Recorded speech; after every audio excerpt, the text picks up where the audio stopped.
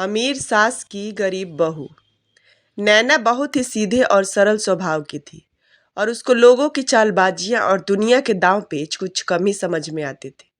नैना को जब लड़के वाले देखने के लिए आए तो भी नैना कुछ ज्यादा बोल नहीं पाई थी। शायद वह थोड़ा नर्वस थी और ना जाने वह क्या महसूस कर रही थी।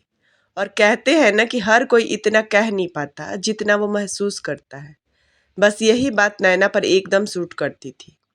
खैर, लड़के वाले बहुत अमीर घर से थे, जबकि नैना गरीब घर की थी। लेकिन लड़के वालों को नैना की सादगी काफ़ी पसंद आई थी और रिश्ता भी पक्का हो गया था। कुछ ही वक्त में नैना की शादी भी हो गई।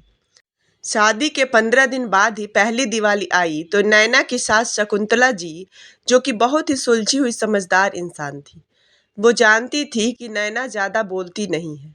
शायद वो घबराती थी या हिचकिचाती थी। तो नैना की सास बोली कि नैना, कल हम बाजार चलेंगे और बेटी के ससुराल में जो भी दिवाली के तोहफे देने हैं वो लेकर आएंगी। वैसे तो पहले मैं अकेली जाती थी, अब मैं तुम्हारे साथ जाऊंगी। नैना अपनी सास के साथ बाजार गई तो शकुंतला अपनी बहू को बड़े बड़े शोरूम पर गिफ्ट्स और कपड़े खरीदने के लिए ले गई। क्योंकि नैना लोअर मिडिल क्लास फैमिली से थी तो वो कभी शॉपिंग के लिए ऐसी जगहों पर नहीं गई थी, इसलिए वहां नैना को बहुत अच्छा लग रहा था। सब उसकी सास की इज्जत कर रहे थे क्योंकि वो उनके यहाँ अक्सर आया जाया करती थी। जहाँ एक तरफ ये सब नैना को अच्छा लग रहा था, वहीं दूसरी तरफ उसका दिल बैठा जा रहा था कि उसके मायके वाले इन सब की बराबरी कैसे करेंगे, क्योंकि दिवाली पर जो अपनी बेटी के लिए इतना कर रहे थे वो उन्हें अपनी बहू से भी काफ़ी उम्मीदें होगी। नैना सोचने लगी कि मेरी माँ मेरे लिए इतना कैसे करेगी।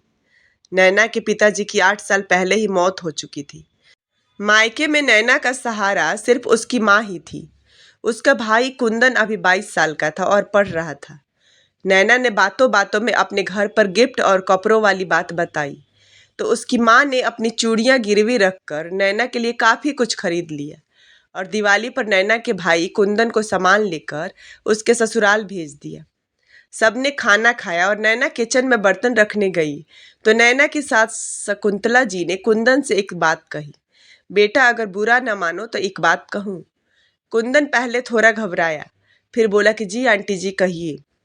शकुंतला जी बोली कि ये जो कुछ भी सामान तुम ले आए हो, मैं जानती हूँ तुम अपनी सामर्थ्य के बाहर होकर लाए हो, क्योंकि हर लड़की अपने ससुराल में अपने मायके का मान रखना चाहती है। पर बेटा, मेरा तुमसे निवेदन है कि मैं सिर्फ 250 रुपये के शगुन और एक मिठाई के डब्बे से ज़्यादा कुछ नहीं लूँगी। कुंदन बोला कि नहीं नहीं आंटी, ऐसा कुछ नहीं है, बहन बेटी को तो देने का रिवाज होता है। शकुंतला बोली कि हाँ बेटा, नैना मेरी बेटी ही है, तुम चिंता मत करो, मैं उसे कभी कुछ ताना नहीं दूंगी। कुंदन के बार बार मना करने पर भी उन्होंने बड़े प्यार से सारा सामान वापस कर दिया था, क्योंकि वो जानती थी कि वो सामान उन्होंने अपनी चादर से बाहर जाकर खरीदा है। अपनी सास का ये रूप देखकर नैना को बहुत खुशी हुई। नैना रोने लगी और अपनी सास के गले लग गई।